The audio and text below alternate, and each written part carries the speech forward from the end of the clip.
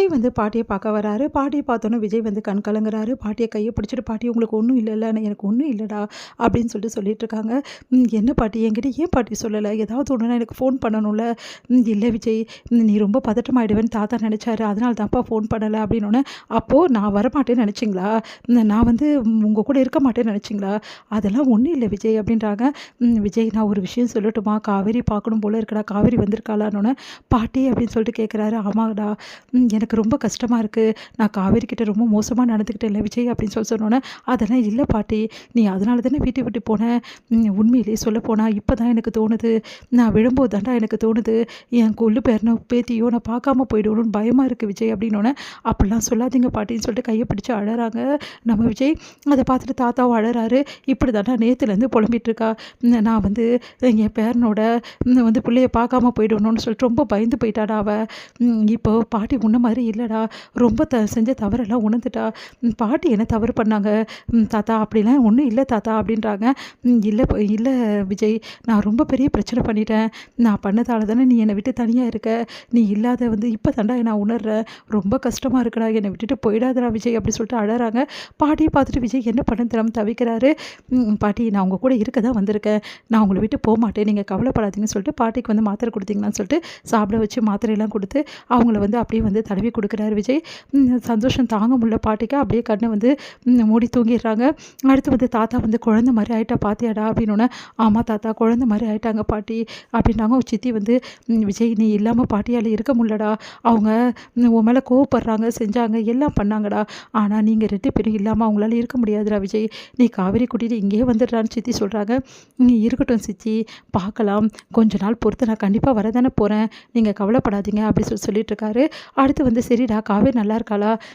குழந்தை எப்படிடா இருக்கு வயித்துல?" அப்படின்னோனே, "ஸ்கேன்லாம் எடுத்துட்டோம். குழந்தை நல்லா இருக்கு. காவேரி காலைல வந்துருவா. நீங்க கவலைப்படாதீங்க" அப்படி சொல்லிட்டு இருக்காங்க.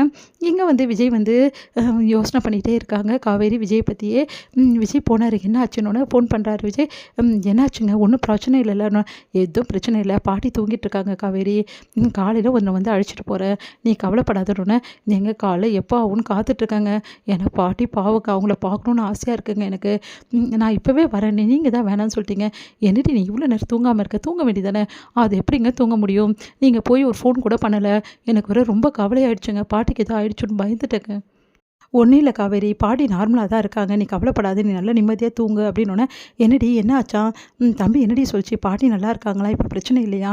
காலையில நான் போய் பார்க்குறேன். நாங்களும் வரட்டுமாடின்னோனே, "அதெல்லாம் ஒண்ணும் இல்லம்மா. நான் போய் முதல்ல பார்த்துட்டு வரேன். அதுக்கப்புறம் நீங்கலாம் வந்து பாருங்க" அப்படின்னு சொல்லிட்டு அவங்க அம்மா கிட்ட சொல்றாங்க நம்ம காவேரி. காவேரி வந்து காலையில வந்து விஜய் வந்து கூட்டிட்டு போறாரு.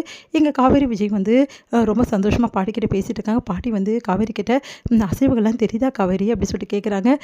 தெரியுது பாட்டி.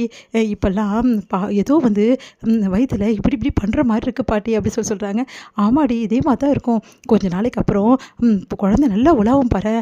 நீ எப்போ குழந்தைய கையில குடுப்பேன்னு இருக்கு காவேரி. சீக்கிரமா பெத்து குடுத்துடுடி. என் கொள்ளு பேரனோ கொள்ளு பேரியோ பேத்தியோ பார்க்காம நான் போயிடுவேன்னு நேத்து எவ்வளோ பயந்துட்டு ஏன் பாட்டி அப்படியெல்லாம் பேசுறீங்க?" அப்படின்றாங்க. "எனக்கு பார்க்கணும் போல இருக்குடி. சீக்கிரமா பெத்து குடுத்துடுடி. நான் பார்த்துட்டு போயிடுவேன்" அப்படின்றாங்க. "பாட்டி அப்படிலாம் சொல்லாதீங்க பாட்டி" அப்படி சொல்லிட்டு காவேரி வந்து சொல்லிட்டு இருக்காங்க. காவேரி பார்க்கும்போது, "எனக்கு ரொம்ப சந்தோஷமா இருக்குடா" அப்படின்றாங்க. பாட்டியோட மனமாற்றத்த பார்த்து விஜயும் காவேரி ரொம்ப சந்தோஷப்படுறாங்க. பாட்டி இப்படிலாம் பேச மாட்டாங்களான்னு சொல்லிட்டு, "நான் ரொம்ப ஏங்கியிருக்கேன்.